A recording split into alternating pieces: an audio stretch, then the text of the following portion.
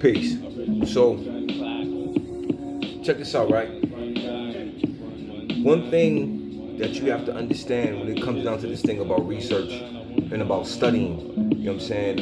You will hear a lot of different organizations that push particular what we call quote unquote pro-black information. You will hear them say when in relation to information that they've acquired, or sources, books that they've read, you know what I'm saying? They always seem to push the idea that all of your information should come specifically from black authors, which I don't tend to disagree with.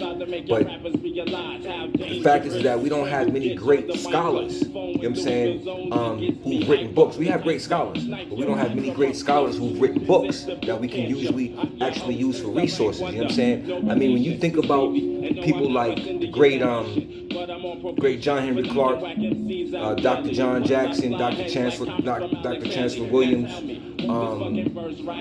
Dr. Ben, so on and so forth. We call them our master teachers, right? But what we have to understand is that in the time when they were young, going through their studies, they didn't have the resources to find out all of that magnificent information that they found out as time went on about Africa, about that real history, about being the initiator of civilization, the initiator of sciences and things of that nature. But they had a reference, and the reference was Europeans, radical European scholars. You understand what I'm saying? Radical European scholars who were writing against the Eurocentrism and racism of their day. They were actually looking simply for the truth of things. So we think about the great Gerald Massey, Dr. Henry Clark, as well as some of the other greats reference Dr. Gerald Massey. Well, not Dr. Gerald Massey, pardon me, but Gerald Massey. He wasn't a historian.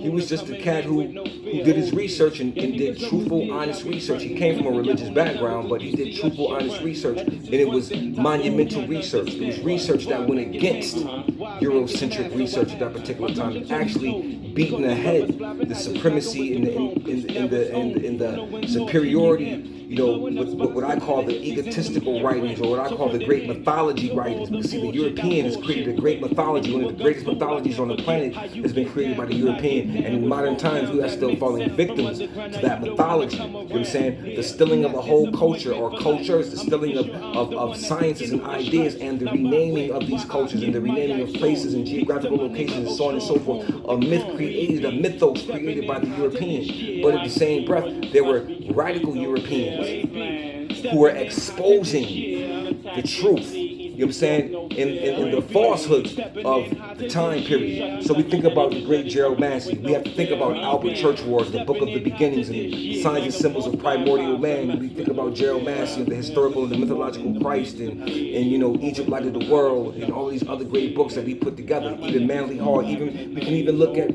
Godfrey Higgins' Anacalyptus Volumes 1 and 2. You understand what I'm saying? We can look at Alvin Boyd Kuhn, who was a predecessor of, you know what I'm saying, Albert Churchward and Gerald Massey and those others.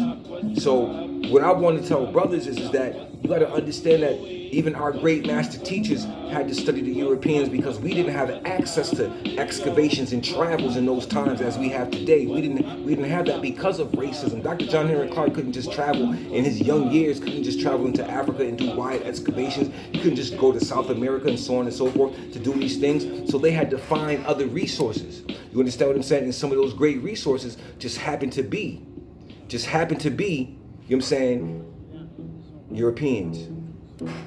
You know what I'm saying? Some of those European, Albert Churchward was a high-ranking Mason.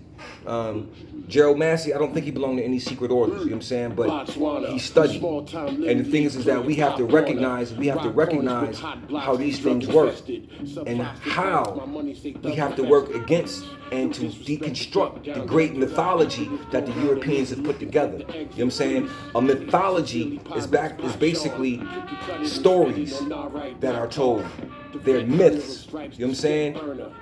Principles and things told in stories. But the Europeans' mythology is based specifically on fascism, imperialism, racism, brutality, murder, you know what I'm saying?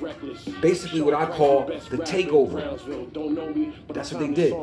When they got the ability to expand, you know what I'm saying, and come out of Europe, they expanded in the form of a militaristic ideology. Everywhere they went to destroy and to take over things. You see what I'm saying? And that's how they began to create their own mythos. Everywhere they went, they whitewashed stuff.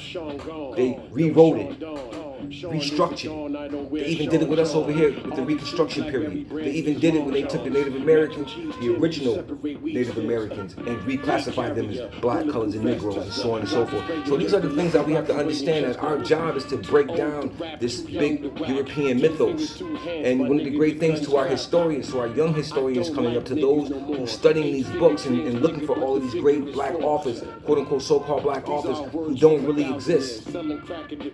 We need a generation of our own authors, you know what I'm saying, to actually go do the excavations, to do the work, hand-on work, the empirical works, and so on and so forth. But those greats that we do have, Cheikh Anta Diop and all of those, we have to refer to them as well. We have to refer to them as some of our great master teachers referred to these European scholars as well. And we should put these radical European scholars into our libraries, because they had access to information that we would have never had access to. You understand what I'm saying? Which gives relevance in actual fact and validity to many of the things that some of our historians and some of our great people have taught. You understand what I mean? Like us being the original people all over the planet Earth. Some of these great radical European historians taught you that. They told you that. Anacalypsis is the science of the Saitic religion all over the planet, meaning the Asiatic, the original people all over the planet. These books are very important because they took into perspective an ideology of history and ethnography that was not examined whatsoever.